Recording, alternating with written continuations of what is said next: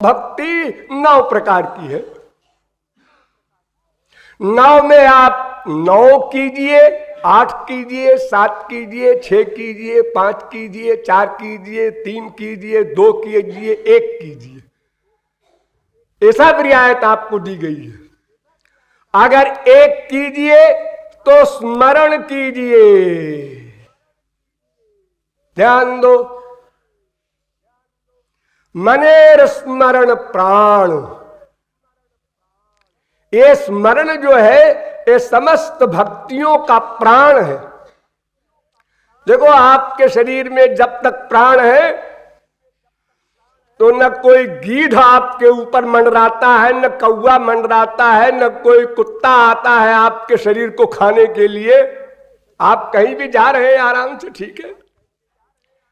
और जब ये प्राण निकला तो आपकी लाश चाहे जहां सड़क पर पड़ी हो, बिना बुलाए गीध आ जाएंगे, कौवे आ जाएंगे, उनको मालूम पड़ जाता है कि इसमें प्राण नहीं है।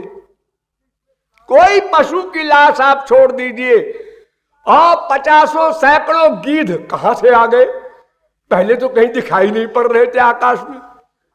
उनकी बड़ी दिव्य दृष्टि होती है, इस विषय में तेज दृष्टि होती है, मुर्दे को पहचानने की उनकी खुशबू से जान लेते हैं। तो जैसे प्राण गया तो ये शरीर शव हो गया, उसी प्रकार स्मरण भगवान का अगर छोड़ दिया तो फिर हजारों भक्ति किए जाओ, हजारों भगवान का नाम लिए जाओ, बहुजन्म करे यदि श्रवण कीर्तन, तभु ना पाए कृष्ण पदे प्रेम धन। हजारों जन्म करते जाओ, क्या कर रहे हो? राम राम राम राम। ये काका काका से क्या होगा? कौन है राम? ये नहीं मालूम। अरे तो यही नहीं मालूम है राम कौन है, श्याम कौन है, तो तुम किसकी साधना भक्ति किसकी कर रहे हो? ये भक्ति है ही नहीं। ये तो अपना एक जैसे गाने वाले आ की प्रैक्टिस कर लेते हैं, ऐसे आपने राम राम की प्रैक्टिस कर ली। इससे क्या होता है? ये तो इंद्रियों का वर्क, इंद्रियों का वर्क भगवान नोट ही नहीं करता। उस इंद्रिय के वर्क में कितने % मन का अटैचमेंट है, ये नोट करता है भगवान।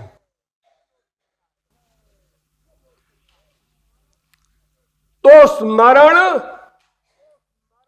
अगर एक भक्ति करना है तो केवल स्मरण। अब 2 करना है, 3 करना है, तो मैंने आपको बताया था कि स्मरण के साथ श्रवण, गुरु के द्वारा, महापुरुष के द्वारा, और कीर्तन, ये 2 और साथ रख लो। और फिर इसके अलावा भी नमस्कार करना, वंदन करना, ये सब भी रखो, उससे कोई हानि नहीं, जिसमें आपकी रुचि हो, लेकिन स्मरण कंपलसरी है। मैं एक बार अपना हाल बताऊं, संस्कृत की परीक्षा दे रहा था मैं, उसमें पेपर में लिखा था कि 6 प्रश्न में 5 आवश्यक है। 6 प्रश्नों में 5 प्रश्न करो, लेकिन तीसरा अवश्य करो। और हबड़ हबड़ में, बड़े अहंकार में हमने उसी को छोड़ दिया, बाकी सब कर दिया।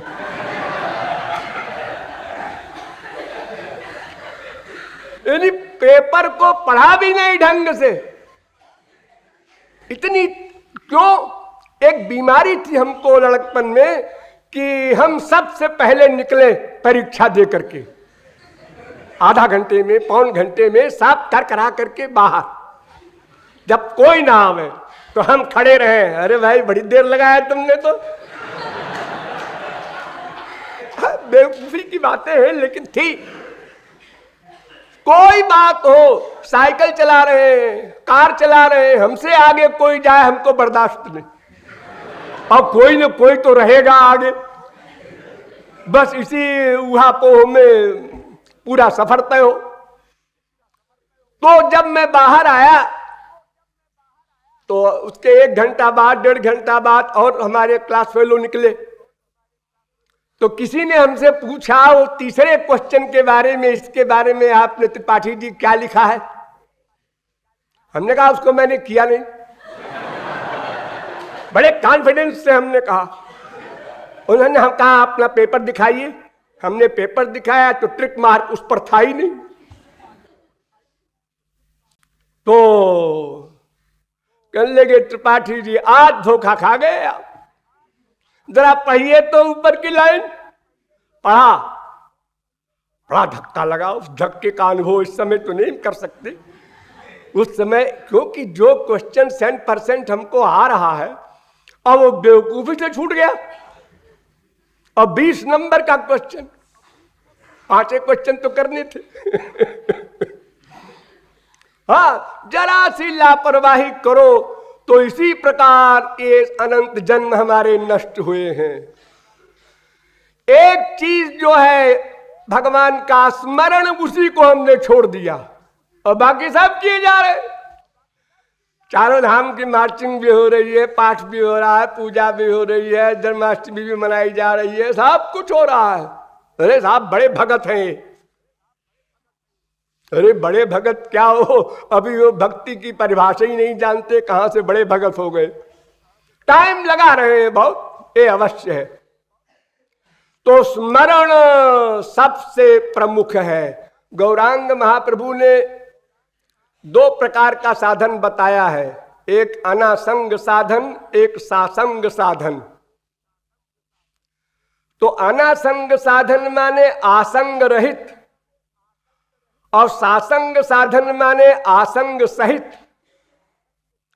और आसंग माने मन का चिंतन भगवान का हो, मन का संग भगवान के रूप ध्यान में हो, वो साधना सासंग साधना है। अनासंग साधना के लिए उन्होंने कहा करोड़ कल्प किए जाओ, इससे कुछ नहीं मिलेगा।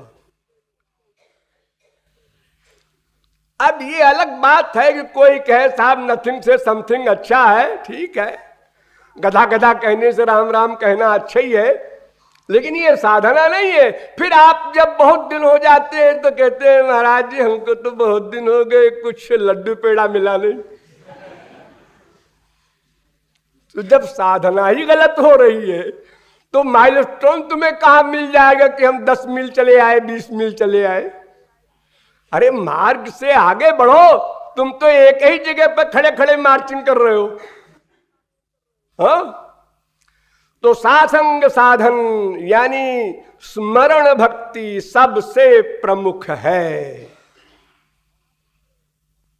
और स्मरण भक्ति कहीं भी किसी भी पोजीशन में सदा की जा सकती है, ये भी रियायत दे दिया भगवान ने। बैठे हैं 10 मिनट बैठना है, रूप ध्यान करो, फालतू टाइम न खराब करो। कहीं भी जाओ, ट्रेन में बैठे हैं, सफर कर रहे हैं, 12 घंटे ट्रेन में चलना है। हाँ, यहां से उस पहुंचने तक बीच में कोई काम खास है? एक जगह चाय पीना है, कब? 2 घंटे बाद पियेंगे। अच्छा, अब 2 घंटे तो कोई काम नहीं, स्मरण करो, आंख खोल के स्मरण करो। नहीं तुम्हारा सामान उठा लाज ले जाए कोई और कहो कृपालु ने कहा है आंख बंद करके रूप ध्यान करो।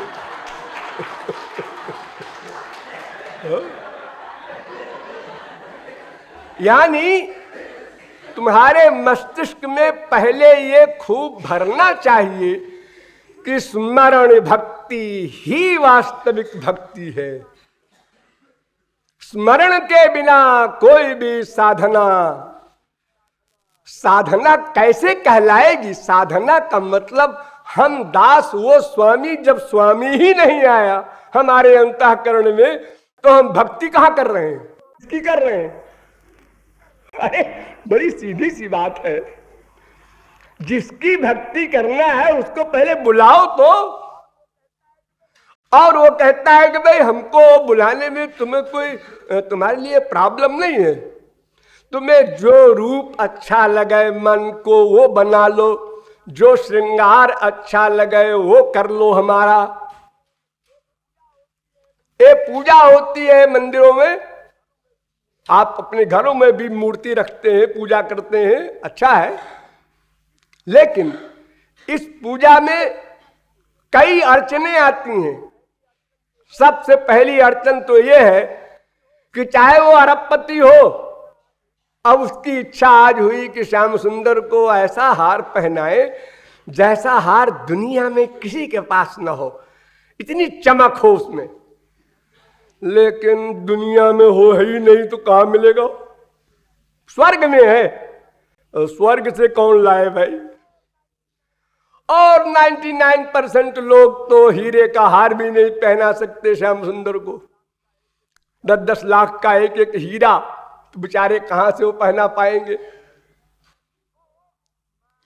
तो मानसी सेवा सर्वोच्च सेवा है। मैंने आप लोगों को कभी मूर्ति पूजा का उपदेश नहीं दिया कि उसमें आप परेशान होंगे और टेंशन हो जाएगा आपको, आज ये नहीं है, आज ये सामान नहीं है, वो सामान नहीं है, लड़ रहे हैं कहीं बीवी से, कहीं बच्चे से। अरे क्यों परेशान हो? मन से सोचो श्याम सुंदर आ गए, आ गए, अब उनको ऐसा कपड़ा पहनाओ जो तुम्हारी बुद्धि का आखिरी आइडिया हो और दुनिया में कहीं नहीं बनता हो। कहीं जाने की जरूरत नहीं, खरीदने के लिए एक कपड़ा मिलता है अमेरिका में, वो लाके पहनाएंगे श्याम सुंदर को। अरे 1 महीना वो नंगे रहेंगे क्या? तुरंत पहनाओ, मन से बनाओ, बस जैसा चाहे वैसा बनाओ, क्षण क्षण में बदलो। कितने कोई स्वर्ग का सम्राट हो, वो भी मानसी सेवा के बराबर सेवा नहीं कर सकता। मृत्युलोक वाला क्या करेगा बेचारा? एक ब्रह्म वैवर्त पुराण में कथा है कि ऐसे ही एक महात्मा उपदेश दे रहे थे मानसी सेवा की, तो एक बेचारा भोला भाला बैठा था, सुन रहा था, गरीब था, तो उसने कहा कि भाई ये बड़ा अच्छा है, मानसी सेवा किया करेंगे अब तो, क्योंकि हमारे पास तो खाने पीने का भी हिसाब नहीं बैठता है, और ठाकुर जी को हम श्रृंगार करें, उनको ये सब करें, हो नहीं सकता बाहर देश से सामान से। तो रोज अपना बैठ करके वो अपने ध्यान में ठाकुर जी को नहला रहा है, धुला रहा है, और सारे तीर्थों का जल ला के उसमें अनेक प्रकार के इत्र डाल करके और उसका टेम्परेचर मौसम के अनुसार बना करके और किस प्रकार से ठाकुर जी को नहला रहा है, सब अपनी भावना से अपना रोज किया करता था। एक दिन उसने उसी भावना से सोने की थाली मंगाई, उसमें हीरे जड़े हुए थे, उसमें कटोरियां रखी, उसमें एक एक सामान रखा मन से ही, और रख के थाली हाथ में लिया, और श्याम सुंदर सामने बैठे हैं, उनके पास ले जाने के लिए जैसे आगे बढ़ा तो देखा कि थाली गर्म है। तो उसने सोचा कि लगता है कि थाली में रखा हुआ सामान अधिक गर्म है, तब तो थाली गर्म हो गई। तो ये श्याम सुंदर अगर कहीं पहले रोज की तरह आदत पड़ी रही और एकदम से उन्होंने डाल लिया मुंह में, तो मुंह जल जाएगा उनका। तो उसने उसे मन से चिंतन कर रहा है, अपनी उंगली डाली एक कटोरी में, कितना गर्म है वो खाना, तो उंगली जल गई उसकी। वैसे ही मन से चिंतन कर रहा है, उंगली जल गई। जलने के बाद उसने कहा कि अरे गरम तो है सो है, अब उंगली डाल दिया हमने, अब ठाकुर जी को कैसे खिलाएंगे इसको, अब दूसरा खाना बनाएंगे। इतने में समाधि खुल गई, तो चिंतन की धारा कट गई, आंख खोल दिया, देखा उंगली जली हुई, प्रत्यक्ष जली हुई। फिर नारायण ने लक्ष्मी से कहा कि तुम्हें एक भक्त दिखावे। उन्होंने कहा हाँ दिखाइए। तो उसको बुलाया और कहा कि देखो इसकी उंगली जली हुई है, ये कैसे जली है जरा पूछो। मानसी सेवा सबसे बढ़िया, मानसिक रूप ध्यान, मानसिक सेवा, जैसी इच्छा हो आठों जाम करो, कोई परेशानी की बात नहीं। अब कोई प्रॉब्लम नहीं, कोई सामान बाहर से लाने की आवश्यकता नहीं। तो स्मरण सबसे बड़ा साधन, भक्ति का स्वरूप। स्मर्तव्य सततम विष्णुर्विस्मर्तव्यो न जाच्युत सर्वे विधि निषेधास्तु रेते और किंकराः। वेद व्यास कहते हैं देखो विधि निषेध ये दो चीजें वेद में लिखी हैं। विधि माने ये करो ये करो ये करो, निषेध माने ये ना करो ये ना करो, झूठ ना बोलो, चोरी ना करो। तो वेद में जो विधि निषेध लिखा है उसको तुम छोड़ो, चारों वेद के चक्कर में ना पड़ो, हम बताएं वो विधि निषेध मानो। क्या विधि? निरंतर श्री कृष्ण का स्मरण ये विधि, और निषेध क्या? श्री कृष्ण का विस्मरण न होने पाए, वो भूलने न पाए। तद विस्मरणे परम व्याकुलता। अगर एक क्षण को भी भूल जाए तो व्याकुल हो जाओ। सदा स्मरण करना यही विधि, और विस्मरण न होने पाए यही निषेध।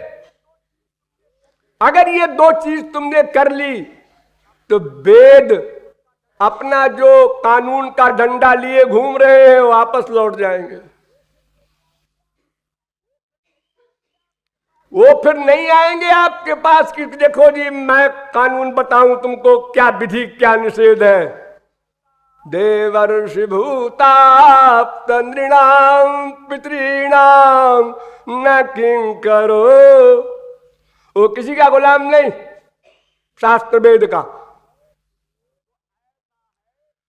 तो ऐसा है ये स्मरण भक्ति का स्वरूप।